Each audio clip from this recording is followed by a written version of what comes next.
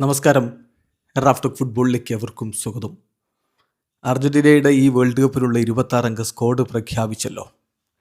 കഴിഞ്ഞ world cup സ്ക്വാഡിൽ നിന്ന് ഇത്തവണത്തെ അർജന്റീന വേൾഡ് കപ്പ് ടീമിന് എന്ത് മാറ്റമാണുള്ളത്?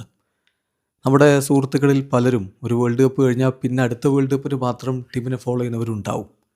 ചിലർ വേൾഡ് കപ്പ് കഴിഞ്ഞാൽ പിന്നെ കോപ്പ അമേരിക്ക, യൂറോ കപ്പൊക്കെ കാണും, പിന്നെ അടുത്ത വേൾഡ് കപ്പ്, അങ്ങനെയുള്ളവരുണ്ടാവും. സ്വാഭാവികമാണ്. അപ്പോൾ അത്തരക്കാർക്ക് ടീമിലുണ്ടായിട്ടുള്ള മാറ്റങ്ങൾ കൃത്യമായിട്ട് അങ്ങ് ബോധ്യമായിട്ടുണ്ടാവില്ല. അപ്പോൾ നമ്മളൊന്ന് പരിശോധിക്കുകയാണ്, എന്ത് മാറ്റമാണ് കഴിഞ്ഞ വേൾഡ് കപ്പ് സ്ക്വാഡിൽ നിന്ന് ഈ വേൾഡ് കപ്പ് സ്ക്വാഡിലേക്ക് അർജന്റീന വരുത്തിയിരിക്കുന്നത്. ടീമിൻ്റെ കോറിൽ ഒരു മാറ്റവുമില്ലെന്നതാണ് യാഥാർത്ഥ്യം. 26 അംഗ വേൾഡ് കപ്പ് സ്ക്വാഡിൽ കഴിഞ്ഞ വേൾഡ് കപ്പ് കളിച്ച 17 താരങ്ങളുണ്ട്. അപ്പോൾ ഈ വേൾഡ് കപ്പിൽ കഴിഞ്ഞ വേൾഡ് കപ്പ് കളിച്ചവരിൽ നിന്ന് ആരൊക്കെയാണ് പുറത്തായത് എന്ന് നോക്കാം. അതിൽ ചില പ്രധാന താരങ്ങളുണ്ട്. അർബാനി, ഡിമരിയ എന്നിവർ. ഡിമരിയ പ്രധാന താരമാണ്. അർബാനി, ഡിമരിയ എന്നിവർ വിരമിച്ചവരാണ്. പരിക്ക് കാരണം ഫോയ്ത്തില്ല, അതുപോലെ തന്നെ പരിക്ക് കാരണം തന്നെ അക്കൂഞ്ഞയില്ല. അപ്പോൾ ഇങ്ങനെ താരങ്ങൾ പുറത്താണ്. അതേസമയം പുതുതായിട്ട് സ്ക്വാഡിലേക്ക് വന്നിട്ടുള്ളത് ബാർക്കോ, നിക്കോപാസ്, 2 പ്രോമിസിങ് യങ് പ്ലെയേഴ്സാണ്.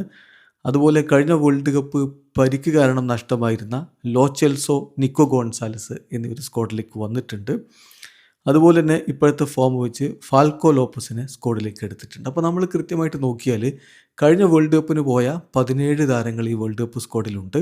പുതുതായിട്ട് 9 താരങ്ങൾ സ്ക്വാഡിലുണ്ട്. എന്ന് പറഞ്ഞാൽ പുതുതായിട്ട് എന്ന് പറഞ്ഞാൽ ആദ്യമായിട്ട് അർജന്റീന ടീമിനെ കളിക്കുന്നൊന്നല്ല, കഴിഞ്ഞ വേൾഡ് കപ്പ് സ്ക്വാഡിൽ ഇല്ലാത്ത 9 താരങ്ങളെന്നാണ് നമ്മൾ അർത്ഥമാക്കുന്നത്. അപ്പോൾ ആരൊക്കെയാണ്, എങ്ങനെയൊക്കെയാണ് നോക്കാം. കഴിഞ്ഞ വേൾഡ് കപ്പ് സ്ക്വാഡിലെ 17 താരങ്ങൾ ഇപ്പോഴും ഉള്ളത്: ഒന്ന്, എമിലിയാനോ മാർട്ടീനസ്, ആസ്റ്റൺ വില്ലയുടെ ഗോൾ കീപ്പർ. അദ്ദേഹം തന്നെയായിരിക്കും ഈ വേൾഡ് കപ്പിലും അർജന്റീനയുടെ നമ്പർ 1 ഗോൾ കീപ്പർ. പിന്നെ ജെറോണിമോ റുള്ളി, ഒളിമ്പിക് മാർസയുടെ ഗോൾ കീപ്പർ.